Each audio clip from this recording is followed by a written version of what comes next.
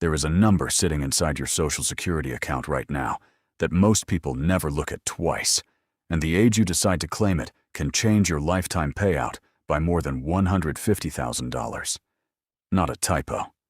Same person, same lifetime of work, same earnings record, and depending on one decision made in a 5-minute phone call, one version of them collects a fraction of what the other one does. Most people don't find this out until they're standing in line at a Social Security office, holding a form, guessing. So today we're walking through exactly how the math works, why the claim as early as possible instinct is quietly costing people 6 figures, and the one loophole that's disappearing that almost nobody has used correctly. Start with the number everyone gets told and almost nobody understands. 67. That's full retirement age for anyone born in 1960 or later, and it's the number your benefit is calculated against. Claim at 62, the earliest possible age, and you lock in a permanent cut of up to 30%. Not temporary, permanent. That reduction rides with you for the rest of your life. Wait until 70, and you get the opposite. Your benefit grows by roughly 8% for every year you delay past 67. Compounding. Between 62 and 70, that's not a small range. It's the difference between a benefit and a completely different retirement. Put a real person into it. Frank, 62, retired from a plant outside Toledo after 34 years. Full retirement age benefit calculated at $2,200 a month. Claim now at 62, and Frank gets $1,540 a month for life. Wait until 70, and that same $2,200 base turns into roughly $2,730 a month. Difference of $1,190 every single month for as long as Frank lives. Run that gap over 20 years of retirement, and you're looking at over $285,000 in total payments left on the table. Frank didn't do anything wrong. He just didn't know the clock was worth that much. So why does almost everyone claim early anyway? Because the instinct feels rational. You retire, the checks stop coming from work, and Social Security looks like the obvious replacement income. Nobody sits you down and explains that claiming Social Security is the single largest financial decision most Americans will ever make. Bigger than the house, bigger than the car, and it's usually made in a 10-minute conversation with no advisor in the room. The Social Security Administration doesn't tell you the optimal age because there isn't one universal answer. There's only your answer, built from your health, your other income, and your spouse's benefit. But here's what almost nobody gets told. For most married couples, the math isn't about you. It's about whichever spouse earned more. That's because of something called the survivor benefit, and it's the part of this system that quietly wrecks households. When one spouse dies, the survivor doesn't keep both checks. They keep the larger of the two, and the smaller one disappears entirely. So if the higher earner claimed early and locked in a reduced benefit, that reduced number is what the surviving spouse lives on, potentially for another 20 or 30 years. Delay that higher earner's claim to 70 instead, and you're not just growing their own check, you're building an insurance policy for whichever spouse outlives the other.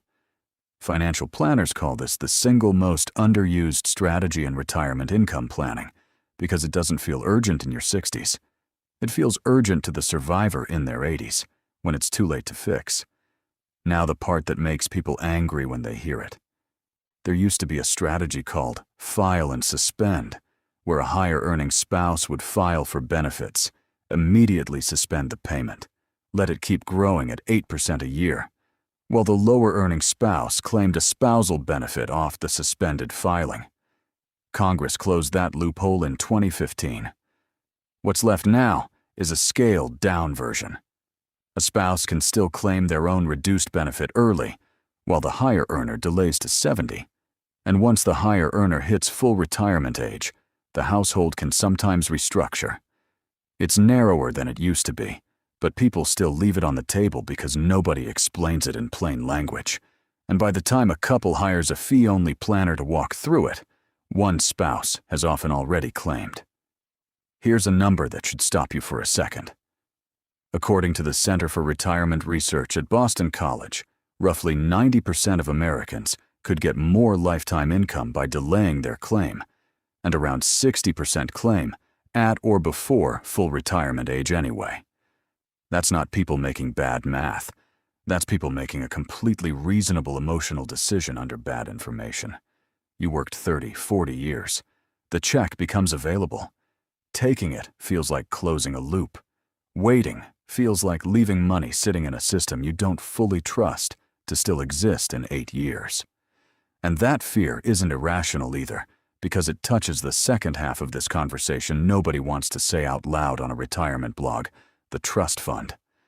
The Social Security trustees' own projections show the combined trust funds are on track to be depleted around 2033, at which point incoming payroll taxes alone would still cover roughly 79% of scheduled benefits, not zero, not insolvency.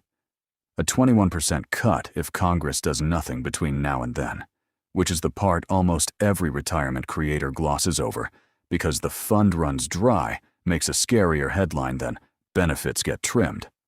Congress has adjusted this system before, in 1983, under exactly this kind of pressure, and most policy analysts expect some combination of a payroll tax cap increase, a further retirement age shift, or a benefit formula change before 2033 actually arrives.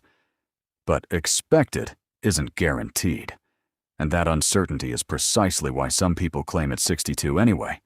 A smaller check today feels safer than a bigger check that might get cut before you ever collect it. That's not a math error. That's a legitimate hedge against political risk, and it deserves to be named as one instead of mocked as impatience. So where does that leave an actual decision? Break-even analysis is the tool almost every advisor uses and almost no retiree has heard of. It answers one question. If you delay, at what age does the extra monthly amount catch up to what you would have already collected by claiming early? For most people, using standard actuarial assumptions, that break-even point lands somewhere between 78 and 80. Below that age, early claiming wins in total dollars. Above it, delaying wins, sometimes by a wide margin. Which means the real question was never about the calendar. It's about your own health, your family's longevity, and whether you have other income, a pension, a part-time job, savings, that lets you afford to wait without white-knuckling your bank account for 8 years. There's a quieter version of this decision too, one that barely gets discussed. If you're still working and you claim before full retirement age, there's an earnings test. In 2026, earn more than roughly $23,400, and Social Security withholds $1 of benefits for every $2 you earn above that limit. People see that and panic, thinking the money is gone. It isn't. It's recalculated back into your benefit once you hit full retirement age, so the withheld amount effectively comes back to you as a higher check later.